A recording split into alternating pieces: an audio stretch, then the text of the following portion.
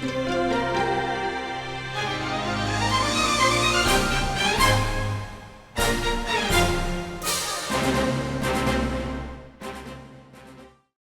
back to the Village Square discussion with our Tallahassee City and Leon County Commissioners.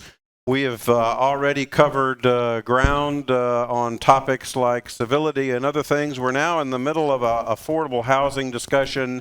And Mayor Dailey, I'm going to get to you, and then Commissioner Matlow, and then we'll kind of see if there's any uncovered ground at that part. So at that point, go ahead, Mayor Dailey. I appreciate it, Skip, and thanks everybody for sticking around. You know, affordable housing is one of those issues that we're struggling with here in Tallahassee, but I think all communities across the United States are struggling with the shortage right now. Having said that, it is truly a priority of the city of Tallahassee. I mean, I'm looking at my colleagues. When we created the strategic plan 5 years ago, that is one of the top tenets of the strategic plan is affordable housing. Now, we have a lot of work to do, but we've also had a lot of success. Last year alone, we added 1,700 affordable housing units online in our community, which is more than we put on. Dianne, you had the statistic the other day, more than we put on in decades. Right. And we've gotten creative with our public policy, allowing the conversion of old motels into single-family rentals or single-family condos for sale. So we're getting creative with our public policy. It is a priority. But having said that, yeah, we've got a lot of work to do. And the city and the county affordable housing advisory committee, my colleague here sits on the county, I sit on the city. They work very well together. We had a very successful workshop between the city and the county not too long ago. So I think that we are heading in the right direction, but absolutely, we have a lot of work to do. Thank you. Commissioner Matlow. Thank you, Skip. You part of your question was, I think, whose responsibility is it to address affordable housing? And I think we have to start with the fact that not a single unit of housing that people who are low income or very low income can afford is being built today without public investment. Whether that's from local government, whether that's low income housing tax credits through the state, the public sector has a very active role in developing housing. And I think when we look at what we need to be doing, if we can spend $27 million on stadium improvements, we can put more money into housing for low-income people, very low-income people. We can build it with local dollars, and we can put people in units. Because what we know, the most successful programs for low-income people have been public housing. Anytime the Housing Authority opens their waiting list, we get thousands of applicants. That's the demand, and it shows you how successful those units are, that so many people want to get into them. So we need to rapidly expand public housing and the available housing for low-income and very low-income people. Okay. Commissioner Richardson, then Dozier. Thank you, Skip. It is so important to us as a city that second to public safety, the housing crisis that exists throughout our nation, right, our state, and locally has been our number 2 priority. And as has been mentioned, we have made policy changes allowing unused hotels and motels to be renovated and used for low-income housing. We have put practices in place, and our housing director, Abena Ojatayo, has done a phenomenal job in that respect. I serve on the board of the Tallahassee Lenders Consortium, one of our partners. We provide them funding. We do the community land grant program where the city turns over land to the Lenders Consortium to build homes and take the land cost out of the construction of the home so that they are affordable.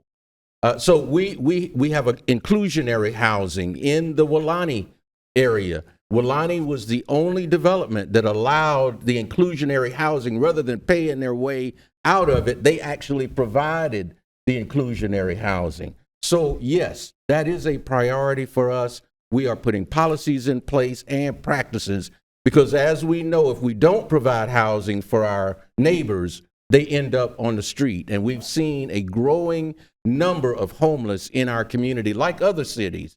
But I think we are headed in the right direction. The money for DOKE could not have been used for housing. It could not. It's for economic development, creating jobs, helping our local businesses to grow and create jobs, to recruit jobs to the community, which we have done with that money. It could not have been used according to state statute and what this community voted on for housing. Okay, Commissioner Dozier, then Williams-Cox, and then we're going to move on. Homelessness got mentioned. It's on the list, so we're going to get to that too. Go ahead, Commissioner Dozier. So, not to repeat what everyone else has said, we have made a lot of progress in recent years. And I, for one, think we need to be a little more comfortable, all of us, talking about the coordination between city and county, because this did start. A few people mentioned the joint workshop. We are working, both governments, on a new inclusionary housing policy, which will come out next spring. We have been talking about these things for years, but it's just been in the last year to 2 years that we've really started to get some traction, and that does include Tallahassee Lenders Consortium, Habitat for Humanity, other partners. But I think the next step here is to recognize, and this goes to what you said, two things. One, the public sector only has a piece of this puzzle, and we need to incentivize and encourage affordable housing.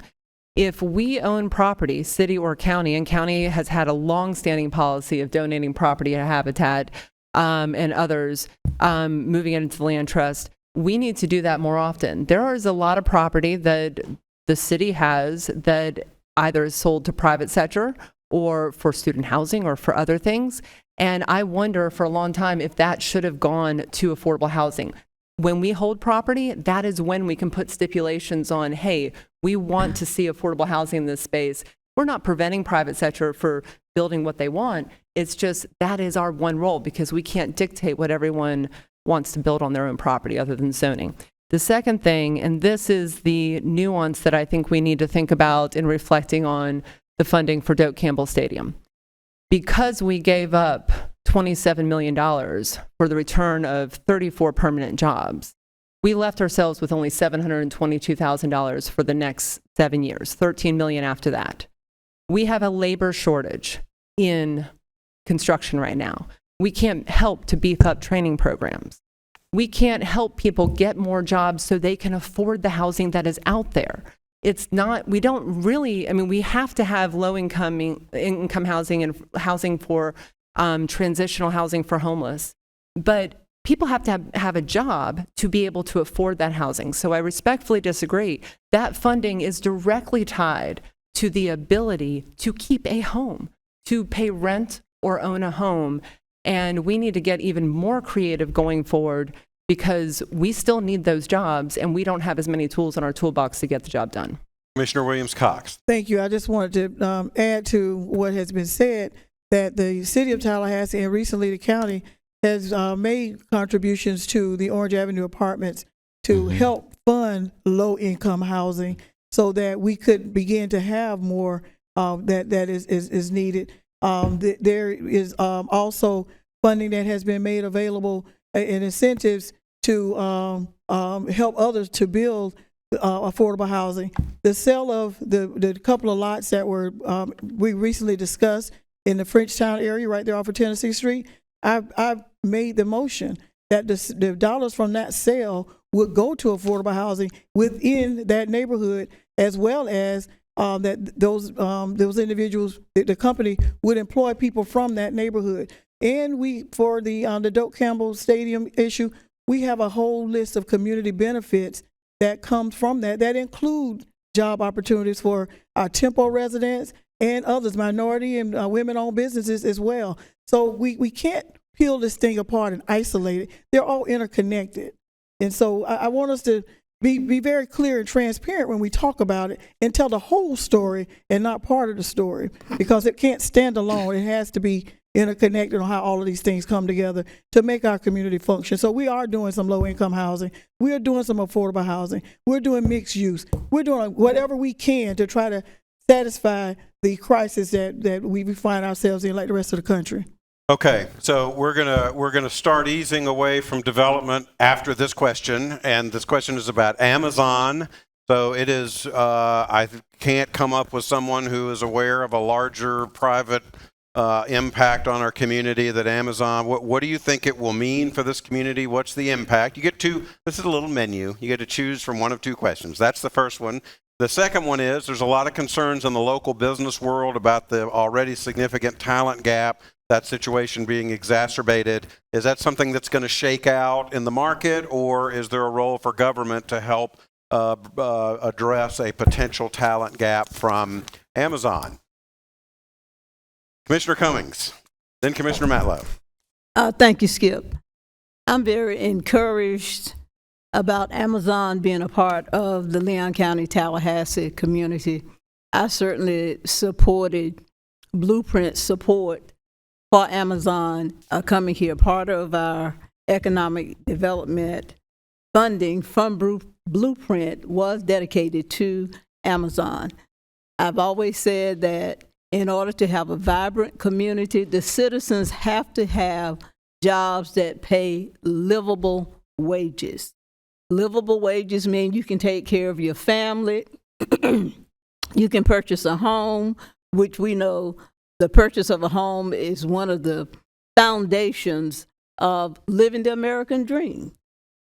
The jobs at Amazon will start at $15 an hour, and I'm sure they're graduated up. But I just believe that that will be a great economic engine into Tallahassee, Leon County community, and it would elevate many of our residents who right now are living below the poverty level. A family of 4 in Leon County cannot survive sufficiently on $25,000 per year.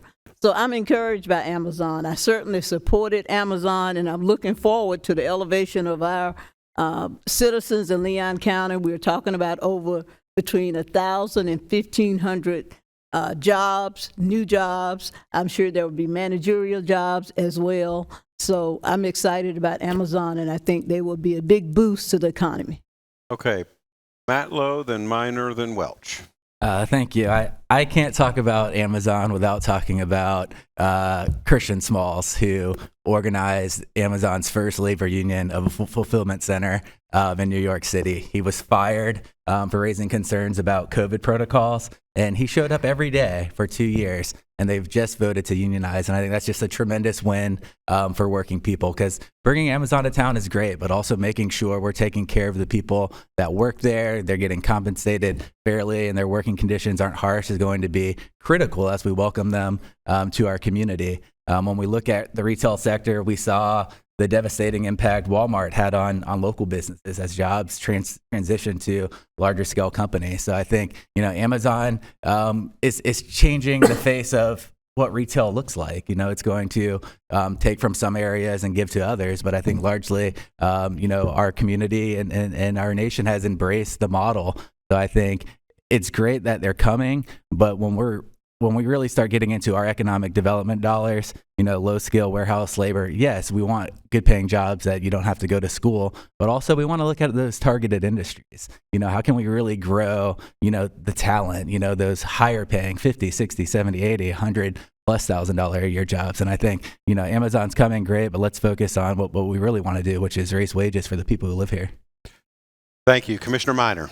Thank you, Skip. Amazon coming here is a tremendous opportunity, not just for the 1,000 employees who are earning $15 an hour or more, who are earning health benefits on day one, but it also gives us the opportunity as a community to help us expand our tech industry cluster. We've seen that in other communities that have where Amazon has made investments in their fulfillment centers. The fulfillment center that's going to be here in Tallahassee is state-of-the-art technology. It's one of the high-end, top-tier fulfillment centers that Amazon has around the world. So one thing we can expect and hope for, and we need to help cultivate, is those tech companies coming in, following in the wake of Amazon, coming here to Tallahassee, and then looking for people to work in those jobs for those companies. One thing that's taking place right now, which has not quite gotten enough attention yet, is Tallahassee Community College is working with AWS, which is Amazon Web Services. It's basically the cloud computing architecture for a lot of applications that are on the internet right now. Tallahassee Community College is working with AWS to provide AWS certification. It's basically a whole set of tiered courses that people can take at an entry level and then work their way up to build skills that make them more marketable to tech companies. And TCC is working right now in putting that certification into their cyber courses. So what we can do, AWS is working very closely with TCC on helping to develop this, similar to what they do in other communities. But if we can help develop tech skills in folks that maybe have not had any. But with this type of stepwise certification program, you're helping them develop the skills that help them become more marketable. All of us want to go ahead and increase incomes in this community. If we're able to do that, that solves a lot of our social problems. And then finally, I've actually had conversations with Amazon people that have come establishing the fulfillment center. Typical average amount of time that someone works in the fulfillment center is 3 to 4 years. It's a very labor-intensive job. It's just most people just can't stay there longer than that. So my question to them was, as these people who are then accustomed to earning $15 an hour phase out of the warehouses, out of the fulfillment centers, where do they go? And I asked them, what have you done working with other communities to make sure that as these 1,000 people start to roll out of the fulfillment center, they don't go back and try to find an $8 an hour job? And so what we're doing is we're working, you need to work with with Amazon, which has already been working in some communities to kind of help those folks that transition out of fulfillment center find gainful employment, so that $15 an hour is the start of a prosperous career. It's not a 4-year stint where then you finish, you then go back to trying to figure out how you're going to provide for your family. Those are things we need to be thinking of. A great opportunity with Amazon. We need to make sure that we're maximizing as a community everything we can to do the best for the people that live here. Okay, a lot of people went in on Amazon. Who knew? I didn't. You just never know. So let's try to move through this quickly. Go ahead, Commissioner Welch. Thank you, Skip. I think just briefly, Amazon's a big deal. I think we all recognize that. I think there are macro perspectives and micro perspectives. I think from a macro perspective, it's a tremendous economic development project in our community, bigger than anything we've ever seen, literally and figuratively. If you've driven by there, it's enormous. I think that there's a couple positives to that, right? It puts our Office of Economic Development, or Office of Economic Vitality, I think, on the map to the Fortune 500 world. It shows that Leon County is open to economic development. We want to grow our economy. We want to provide jobs. We want to make sure that Amazon is a responsible corporate citizen. We want to make sure that Amazon espouses the values of Leon County and how they treat their workers and things like that. But to reiterate everybody's comments, I think you've created a great ecosystem. You've already seen more investment on the west side. You've seen potentially more investment at the airport. I think this is just going to be, at a macro level, certainly a great opportunity for our county. I'd like to make sure that, I would like to think that people that go in there making $15 an hour could somehow manifest that into a career making $100,000 a year with Amazon. So I think there are endless opportunities. It's obviously too big of an opportunity for public policymakers to pass up from an economic development incentive standpoint, and I'm excited about it. Okay, Maddox, Richardson, Williams-Cox, and then we're moving on. Thank you. We've talked about livable wages. We talked about the 1,000 to 1,500 jobs. We talked about the investment in our community that Amazon's making. I think the one thing that we did not talk about, I think it's probably going to be the most valuable thing they bring to town, is the investment they place into their employees outside of just a paycheck. Commissioner Minor talked about what are those folks going to do after that 3 to 4 year period.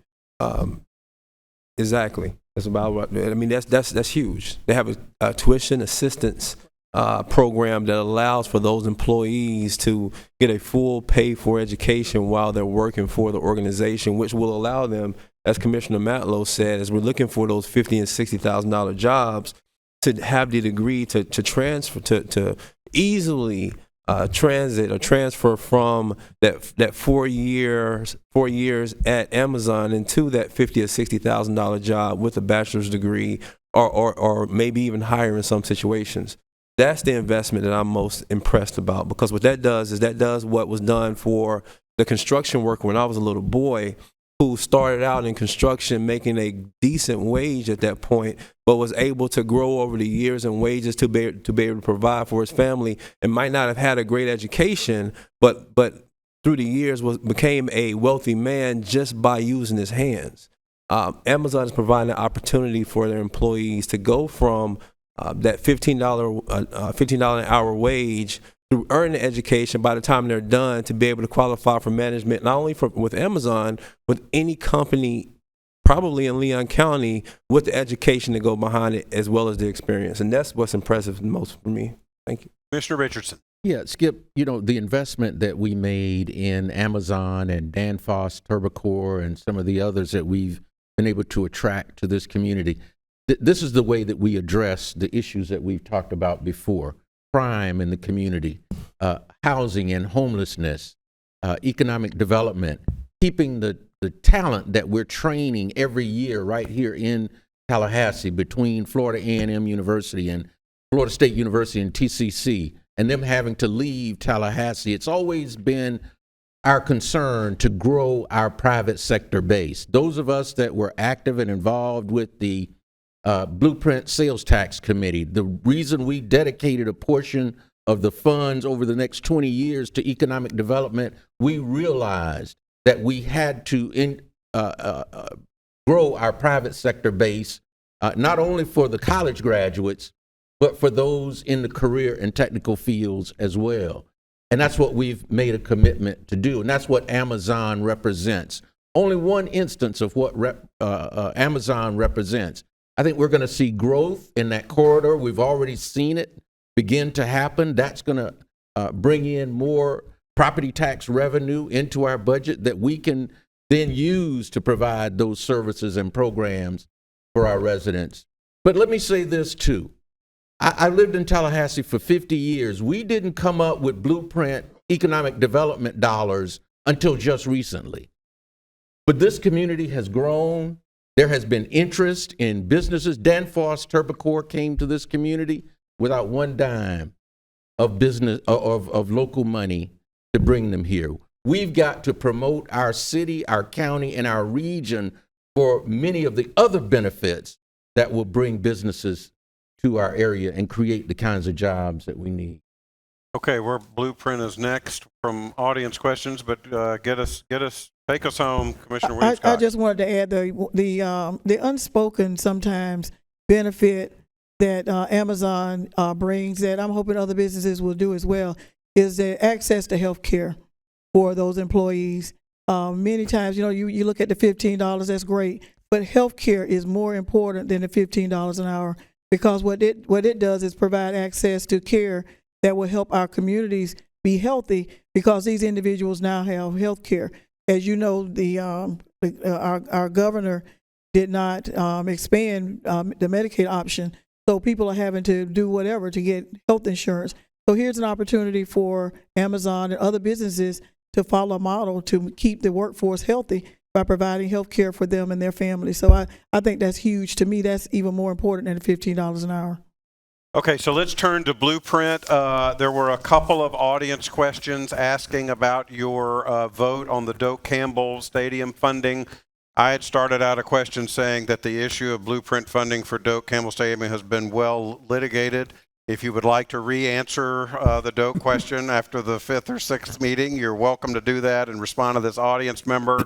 I'll give you an alternative question, which is, has the controversy over Doak caused a drop in confidence for Blueprint? If so, is that fair or unfair? And what is your assessment of Blueprint right now? I see Commissioner Richardson saying first, then Dozier, then Matlow, then Cummings. Thank you, Skip. And I will begin with the fact that 20 years ago, this community was at a loggerheads as to how it would grow. And there was a group of us that came together to form a committee representing developers, the environmental interests, neighborhoods, and we looked at how this community needed to grow and what needed to be put in place in order for it to grow. And it quickly became apparent to us that there were infrastructure needs in this community that if we were going to grow, we had to address those issues. And so we put together the Blueprint 2000 plan, that small group of about 8 or 10 of us that came together back then, envisioning what this community was going to look like and how we would get there. I'm proud to say that of all of the projects that we identified through Blueprint, they were built on time and under budget. And that is what built the confidence in this community that we were willing to tax ourselves for another 20 years to address the infrastructure issues. And like I said earlier, to use a portion of those funds now for economic development. I think where the confidence is going to come, Skip, if again, we make sure that we fulfill our responsibilities to those who have agreed to tax themselves for those infrastructure projects. And I'm real happy about that, because 18 of the 32 infrastructure projects that have been identified through Blueprint will be on the south side of town, where we need that kind of infrastructure to kickstart economic and housing development. But I think that one project, regardless of where you stood on the Doak Campbell funding, and I voted for it, I had no problem voting for it. But regardless of where you stood on that project, if you voted against those other projects, you voted against development, I believe, in other parts of our community that need it desperately.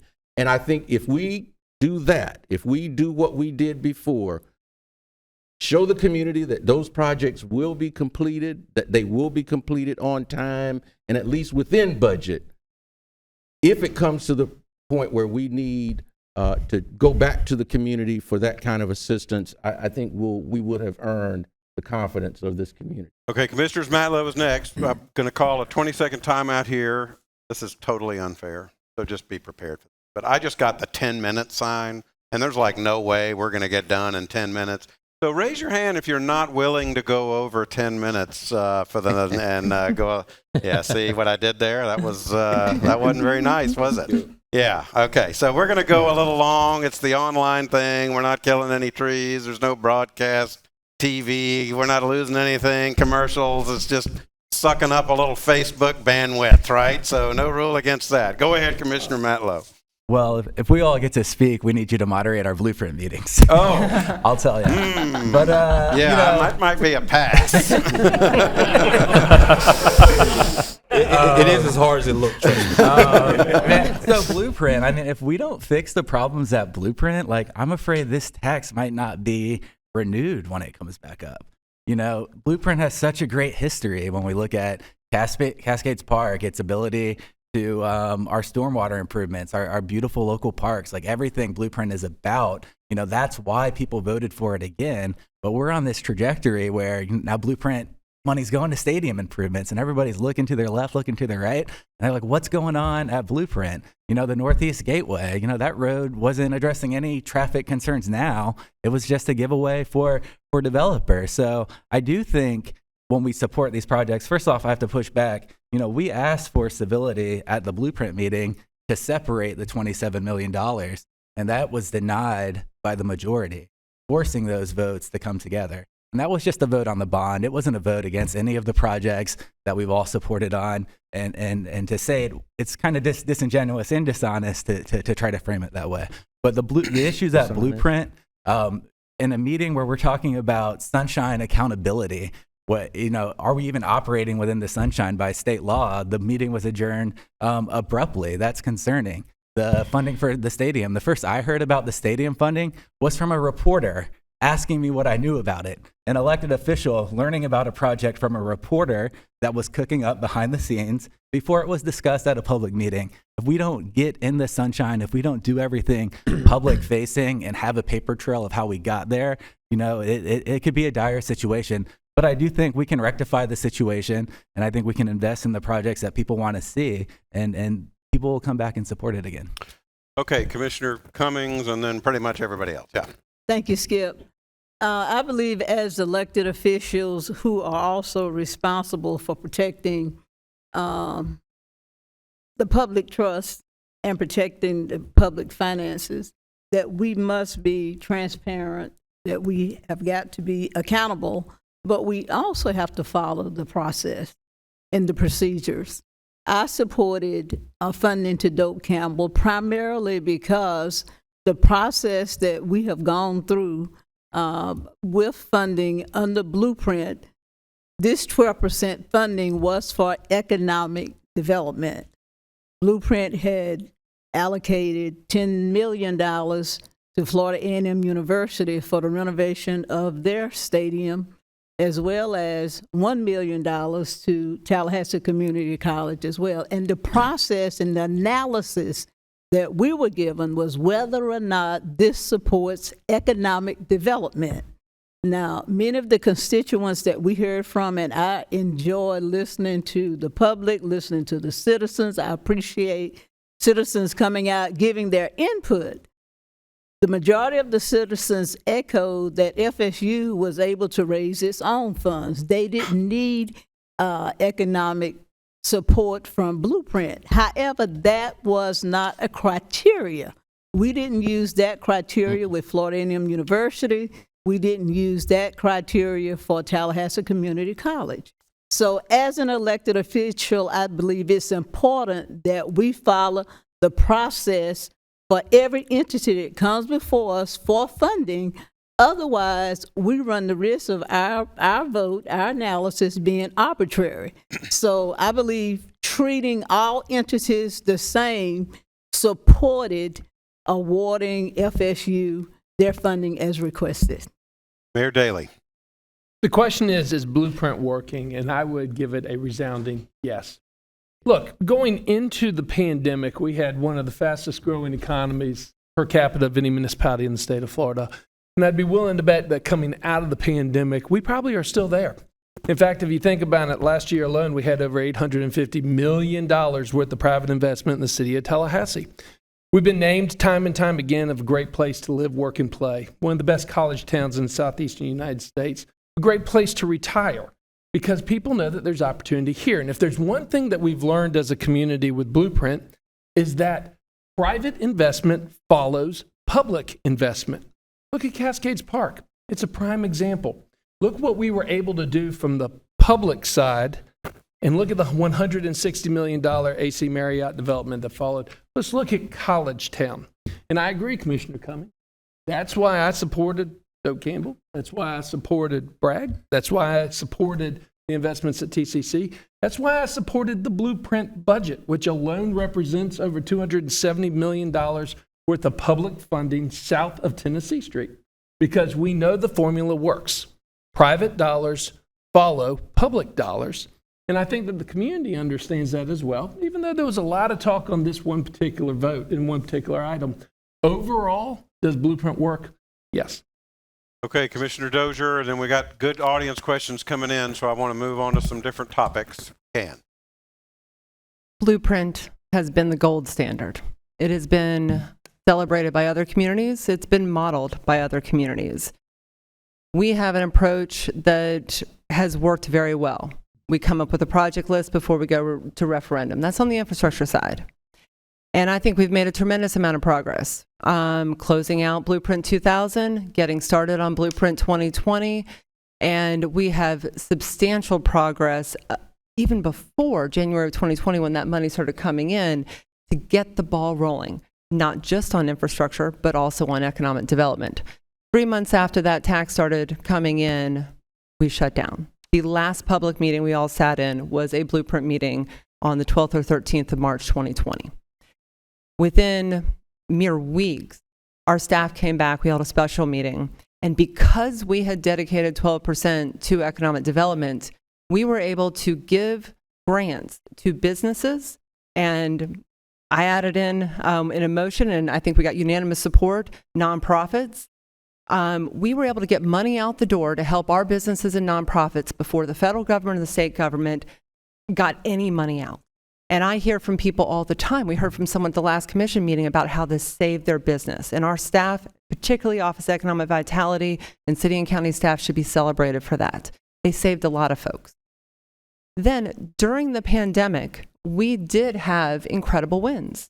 We had a revolving loan fund for minority and women businesses. We funded the first incubator for high-tech businesses out here at Innovation Park. Danfoss, Amazon, others have been mentioned. But I don't think Doak has been litigated fully. I think we're going to hear about it a lot, particularly until November. But more importantly, I think it's going to keep coming back to haunt us. And that's why we got to get more creative. And this is what we need to recognize. One, if we fund one project, we have to fund every single project that looks like that for the history, for forever. We'd be out of money tomorrow. We can't do that. The precedent that we have to judge each project on its own merits, and on the value and the return on that investment and what it does to our overall capacity to help people in Tallahassee and Leon County. The numbers for Doak didn't make sense because it wiped the budget out. It left us with $722,000 for the next few years and $13 million after that. Wiped it out. We spent more than $10 million in the first 2 years and had a huge return on that investment. But more importantly, the numbers, as Commissioner Welch said earlier, the budget numbers, we got some in September, and they showed we were going to bankrupt this fund for the next few years. But we didn't have all the numbers then.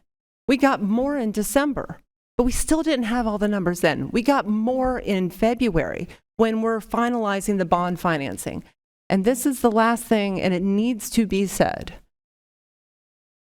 At that February meeting, I had a motion on the table to pull $27 million out of the bond. The rest of the projects that we had taken multiple votes on, I supported every single one of them, would have moved forward. I am proud to have led the opposition, to stand with the people of this community, and it is disingenuous to say that because those of us didn't vote on a substitute motion that included Doak, we didn't support any of those other projects. We all know that conversation was about Doak, and Doak is the most anti-business, anti-jobs decision Leon County and Tallahassee has ever made, and we have to get creative to work Mr. resolve Maddox, things you now. wanted to just sneak in at the end Thank here. you. I'll try to be as brief as possible. Skip, I kind of will start with a question. Before you ask that question, how many times did you hear Doak Campbell in that vote from one of us during the beginning of this forum of our town? It was a good bit. I'll go ahead and answer that for you. Rhetorical. Thank you. I just, we've all talked about over and over again how we felt about Doak. We've all talked about our justifications for voting for or voting against Doak. We've even talked about conversations that happened around Doak. The thing that we have to realize is that it happened. It's moving forward. And now we focus on how we move forward in a way that benefits our community. After the Doak vote, I, myself, Taki Akbar, and Daryl Jones went and sat down with the president of our university, Florida State University, and had a good conversation about how they can become an even better partner than they already are with us. I think Commissioner Richardson talked a lot about some of the things that they're already doing here locally, but during his comments, and let me say this, I respect those who had comments against Doak in our community. I respect their passion. I respect what they had to say. I respect how they felt about it. I respect their opinions. I respect how passionate they were about it. But one thing that I liked about what the president of the NAACP, Taki Akbar, talked about was he talked about the things that Florida State can do to take a step forward in helping our community that they're not doing now. The low amount of students that's a part of the CARE program, which I came up in SEP, but the CARE program, I think it's like 4 out of 100 and some that come from Tallahassee is a travesty. And it's something that we need improvement from Florida State University. We had that conversation with the president. The president said that he would work on improving that number over the next year. We talked to him about and I give a lot of credit to President Akbar. We talked a lot about moving forward with the entrepreneur program, some kind of way affecting the communities that surround Florida State, Frenchtown and other communities surrounding Florida State, and how they can invest even more and start programs even more within those communities to help those folks gain a foot in the entrepreneurial field. Chairman Jones talked about how the teachers can, the professors and the employees of Florida State can get even more involved in our schools and how they can help with tutoring and things like that and STEM programs and things of that nature. What I want us to focus on right now is not the $27 million that went forward, because that has happened. What I want us to focus on is pushing Florida State University to do even more than they're already doing to account for the $27 million that was given. How can they become a better partner? How can they affect the bottom line of making our community better more than they're doing now?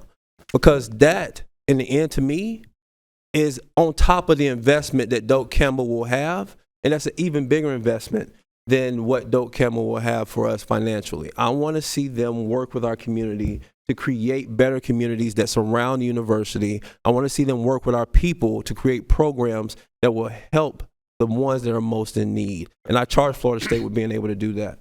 Okay.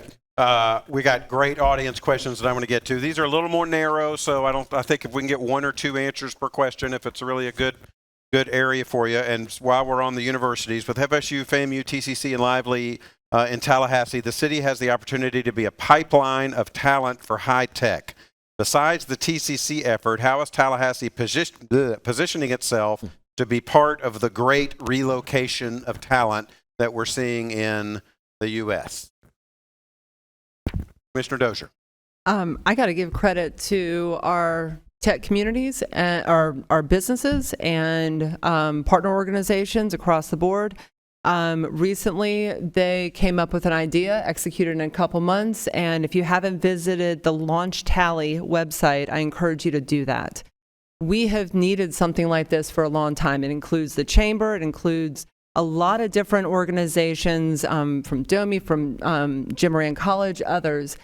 And it is a way to highlight how many tech firms we have in the community, the diversity of those firms, because we all know tech is a part of every industry that we have, absolutely across the board, and it's growing.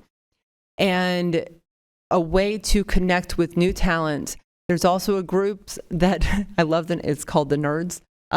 They bring together the first event I attended. I was on a trivia team with 2 students from engineering, a professor from FSU, professor from FAMU, and the CEO of a local company.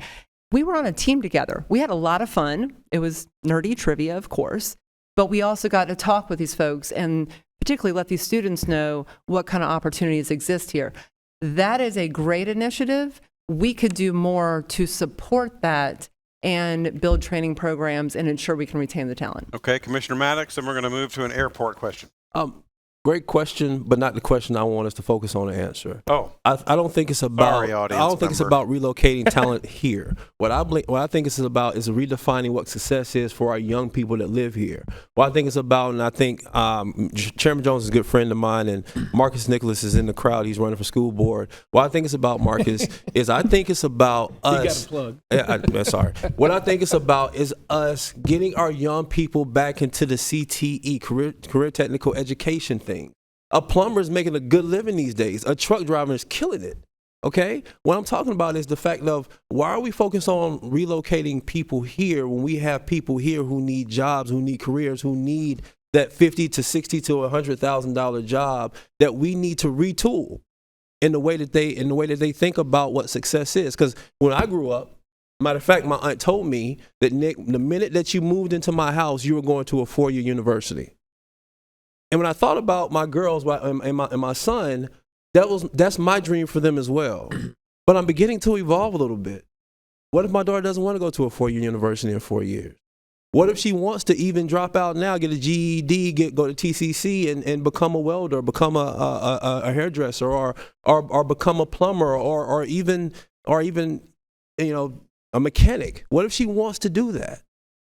That can lead to a successful career for her. She does not have to go to Florida State University like I did, to be there for 4 years, bankrupt me, or take out a whole bunch of loans.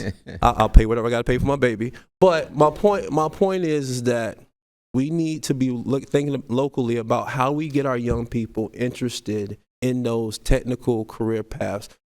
Commissioner Marianne Lindley started the conversation with Leon Works.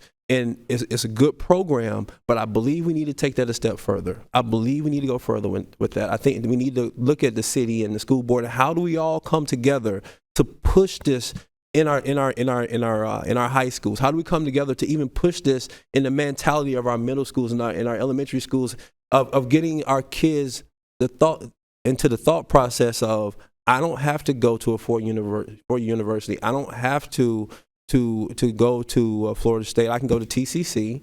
I can get I can get a certificate in a good technical career and make a great living and provide for a family. Good meeting for Commissioner Lindley, by the way. Okay, what is your vision for the Tallahassee Airport as an economic driver? What is your vision for the airport? Audience question? I'll jump in. Okay. I'm real proud of what the. Predator. I'm sorry. Go ahead. No, yes, You go. you're up. No, You're right up, Mayor. Then Commissioner Welch. I'm real proud of where we are at the city of Tallahassee and the direction that we're heading with the airport. We've worked really hard for the past 3.5 years to position ourselves for strong economic growth at the airport, international growth at the airport, and we are heading in the right direction. We've completely retooled the Citizens Advisory Committee, and we have dedicated individuals in our community that are representing the universities, the business community, and working with the city as well. Look, folks, in about, I believe, 12 to 18 months, I'm looking at my colleagues, we'll be done with the customs facility out there at the Tallahassee International Airport, which is going to provide incredible opportunities not only to fly internationally, whether it's in the Caribbean or to the Bahamas, but also opens up incredible opportunities for shipping, manufacturing. And the Citizens Advisory Committee, the Airport Advisory Committee, has been working extremely hard to truly master plan the raw acreage that we have at the airport that has runway accessibility so that we can continue this trend of bringing private investment into our community, creating the job opportunities in partnership with the university community so that we can truly maximize all aspects of the Tallahassee International Airport. Do we have a lot of work to do? Absolutely, but we are definitely heading in the right direction. Commissioner Welch. Thanks, Skip. I agree with the mayor. Obviously, it's a city facility. I'd like to propose we rename it to the City of Tallahassee / Leon County International Airport so that we can have some input over it. I'm just kidding about that. I just want to say, in all seriousness, I mean, I think it's a huge untapped resource for the community. I would love to see like a Tesla gigafactory out there to make batteries. I think that the investments that we've made with Amazon and our Office of Economic Vitality and the space that we have at the airport, the city's investments and management at the airport with the customs facility, I think all of those things present a really good opportunity as we move into the next 15, 20 years to really transform that acreage out there, blueprint investments on Capitol Circle. I mean, all of that is sort of working towards really a transitional moment at the airport. The city knows more about what's going on out there, obviously, with potential investments from the private sector. But I would love to see some more transitional investments from big companies like Amazon and or Tesla. Okay, Commissioner Dozier, your little chess thing is running out of time. You want to use it on this, or you want to? It's up to you. Skip, I will leave it with this, but Go ahead. I think we've got a lot of work to do. I've met with companies recently that have identified opportunities that we have lost to other locations around Tallahassee, much smaller cities, much smaller airports in just the last few years. And it was really concerning. We've had a lot of conversations about activating that property, and it wasn't something that we needed to go to, say, an independent airport authority. The chamber looked at that years ago. These were policies that directly impact businesses' ability to get started on the airport property. And it was eye-opening to hear how difficult it is to start a business at our airport versus other airports, Bainbridge, Thomasville, Fort Pierce, other places like that. So I think we really need to do a deep dive. I'm glad the advisory committee is working on a master plan and other things, but we hardly have any industrial space for sale or lease in this community. We also need to activate shovel-ready sites around the airport so that we can have other businesses and attract them to our community, and they can start on day one. Yeah, and Commissioner Skip, Richardson. I would say we've had those discussions. Right. We've had those same discussions with the chamber and are moving forward towards that. One of our primary blueprint projects is the widening of Capitol Circle from Orange Avenue to Crawfordville Road so that we can have more traffic access to the airport. And so we've had those discussions. We've got an excellent airport director. We've got hundreds of acres around the airport that can be developed, but you have to have the infrastructure in place initially to do that. We've talked about and had conversations with members from the chamber about putting the infrastructure in place, the electricity, the water, sewer, so that we can have shovel-ready sites around that airport. Those discussions have been had and are ongoing, and we're preparing our airport to be able to compete with airports in the area and in our state. But we are headed in the right direction in that regard. Thank you. Okay, we're getting there. This is from a recently graduated high school senior who says that they know firsthand the damage that has been done through media perception. So I think this is talking about the price of public service. The question is, how do you plan to re-engage and build trust and connections with local youth who are inevitably the next generation of voters and mayors and commissioners? Commissioner Williams-Cox. Thank you, and thank that young person for that question. I'm sitting here thinking of all the things that we're talking about here. There's a section of our community that we're not hearing from, the entire village. I have constituents who don't have access to be able to send in a question, may not have cable to be able to watch it, so their voices are not being heard. So how are we addressing those? And I think too, sometimes when we're having our long discussions about issues, we're going to leave there and go to our nice warm homes where we're going to have food, and they don't. So they're real issues. So I thank this young person for redirecting us to come back to what the real issues are. They're people issues, while we're getting personal with one another and fighting over who shot John and who did this. They are dealing with dinner time decisions. Will there be dinner, and where will it come from? And this young person is saying, how do you engage me? I just graduated high school. I don't know anything about Blueprint or any of that other stuff. It's not important to me yet, but I want to one day be in a position to make decisions about my community. But what I'm seeing being displayed makes me not want to do that, because the adults in the room are not acting like adults. So what can I do? What needs to happen to get people to want to re-engage? Because people don't want to be a part of mess. You know, we stop watching because we don't want to be a part of mess. So what we've got to do is we've got to be more positive. We've got to not talk down projects that we have that we're working through. Of course, there are challenges. And who remembers, I just heard it on the radio today, who remembers in 1999, New Year's Eve, 1999, we thought the world was coming to an end. We were on our best behavior. We were all in church or somewhere hoping that if the world did come to an end, okay, so the world didn't end. And we're right back to where we were, 9/11. We were all together. Here we are, years later, we are back to our little silos, doing what we do. And of course, young people want us to be the adults in the room. And I try to be the adult in the room. And if there's a need to stop something from going further into the sewer, I'm happy to stop it. Mr. Maddox, then Cummings, then Welch, then we're going to, and then Minor. Okay. Interesting question. That's a good question that young person asked. I asked my daughter one time, she did something. I was like, why'd you do that? She said, because I watched you do it. And I think that's what we have to realize, is that these young people are reading the paper. They're watching us, and they'll imitate what they see because they think it's what they're supposed to do because we're the adults in the room. I think in order for us to change the narrative, I think we have to humanize elected officials. I think it was Socrates who said it. He said, in the absence of angels, God gave us elected officials. We are not perfect by any means. By any means, we are not perfect. But we all... Never heard that. Yeah. You got to look it up. I'm telling you. I think it was Socrates. Never heard that one before. Sounds made up. But we're not perfect.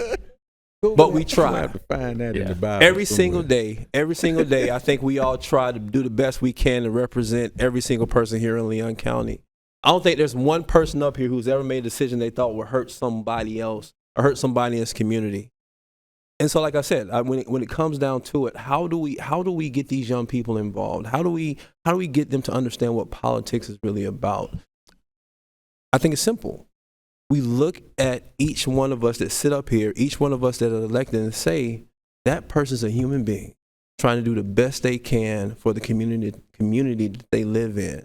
And I'm going to try my best to understand their perspective. And us, as elected officials, we should look at you the same way and say, I may see it differently, but I'm going to do everything I can to try to understand your perspective. And in that, you create a dialogue that invite people to want to come in instead of alienate people. You'd be surprised how many people I've heard say, "I'm not running for public office. I don't want to be treated that way. I don't want to be seen that way. I don't want to be chastised that way." We're running people off from wanting to do the job that we need someone to step up to do. And so I'll say, I just think we need to humanize us as elected officials. Understand that we're not perfect. Again, not angels. We're not perfect, but we try. We try to do the best we can to make the best decision that we can for you all as our constituents. Ironically, Socrates set up a super PAC right after he made that quote. Commissioner Cummings. Thank you, Skip. I think we have a great school system here in Leon County. I think the Leon County school system does a great job in educating our students, our children on citizenship and their responsibility as far as citizenship.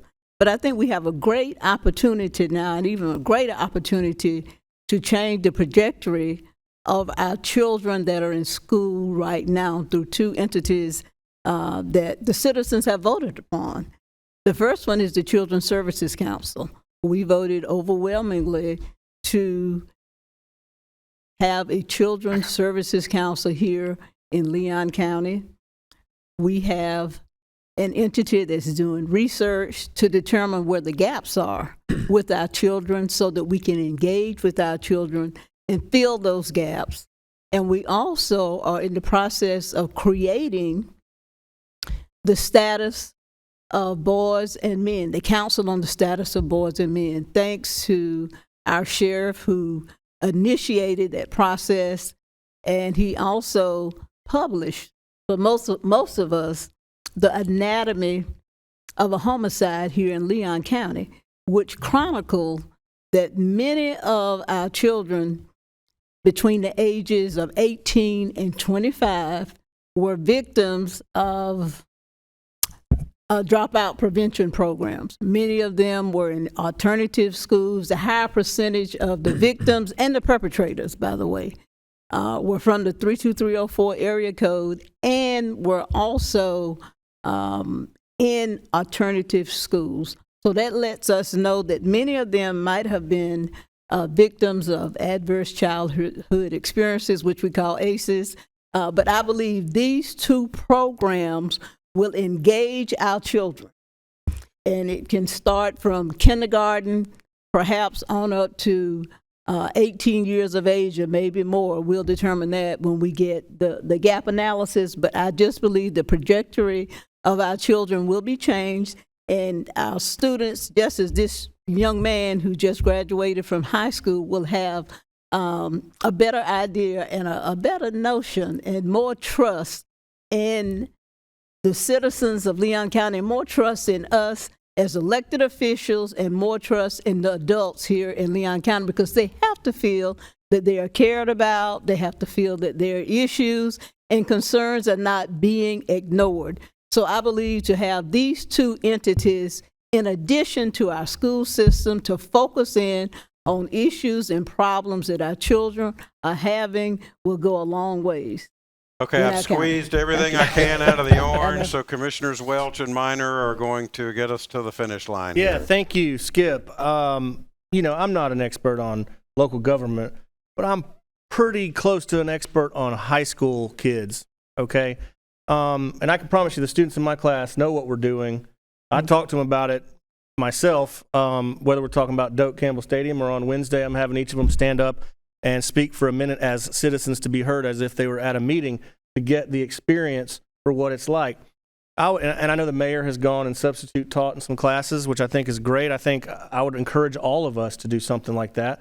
I think that's really great for us to get down with these kids, let them know, who we are, that we're regular human people. I'm in a classroom every day, and I would just say that they are smart. They are paying attention. They know what we're doing, and we have a duty to represent ourselves as best as we can for them, because they are the future. I know that's a cliche, but I think a lot of times we just discount how intelligent and how attentive they are to what we're doing. So I would tell the person who wrote that question to have some faith in us. I know that sometimes it doesn't always look like it's working, but I think it is working, and I think there's a lot of virtue in public service, and to pursue that if that's what their passion is. Commissioner Minor. Thank you, Skip. When it comes to building trust with our young people, a large part of that is understanding where they're coming from. In Leon County, nearly 1 in 4 children live in poverty. When I was CEO of Second Harvest at Big Bend, we had teachers tell us that kids would come into their classrooms on Monday morning starving because they did not get enough nutritious food over the weekend. We need to understand that. There are kids in this county that are living in an entirely different world than what our families, fortunately, are living in right now. I was at 2 weeks ago, my chief of staff and I went to be a guest at a third grade class. And as Commissioner Welch said, these third graders are smart too. We were talking about affordable housing policy and the trade-offs you have. There's only have so much to invest. You want to invest in affordable housing options so more people can live in homes or these other things. And then just today, I got a follow-up letter from that class with some follow-up questions for me about what we do on the county commission. How do you go about naming a street to the name that you want, that type of thing. So they're engaged. So building the trust is understanding what our kids are really going through. And there are a lot of kids out there that are really going through hard times and suffering that we need to understand and address. Going to these classrooms, Commissioner Welch is already there. Commissioner Jackson's already there, but the rest of us, going to those classes, and I think Mary Dailey has been a guest lecturer too, talking to kids, explaining what we do. And then finally, the third thing is providing internships, encouraging internships within the trades within Leon County, but also, frankly, having internships at Leon County or the city of Tallahassee. I truly did not see and understand how the world worked until I was fortunate enough to get an internship. My eyes were opened about the way the real world was because I was now living and working in it. Internships really are the key to a gateway to understanding how your career path should be laid out.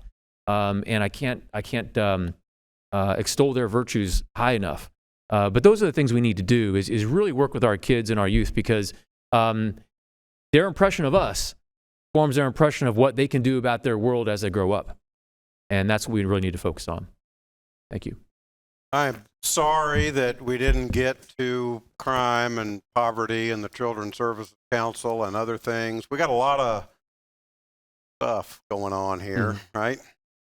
You are on public television, right? So anyway, I apologize we didn't get farther. I'm very pleased and honored by the participation of this group. Mr. Matlow, did you get a fair shake today? You did a great job. Thank you, Okay, Skip. thank you. So thank you again to our city and county commissioners for joining us for the Tallahassee Town Hall. I'm looking at the right camera. Part of our Village Squares Our Town series. Thanks to the audience for your questions. We got to a lot of those. And for being here tonight, what a great sign that you're invested in our public process. Thanks to all the sponsors. Have a great night, everybody.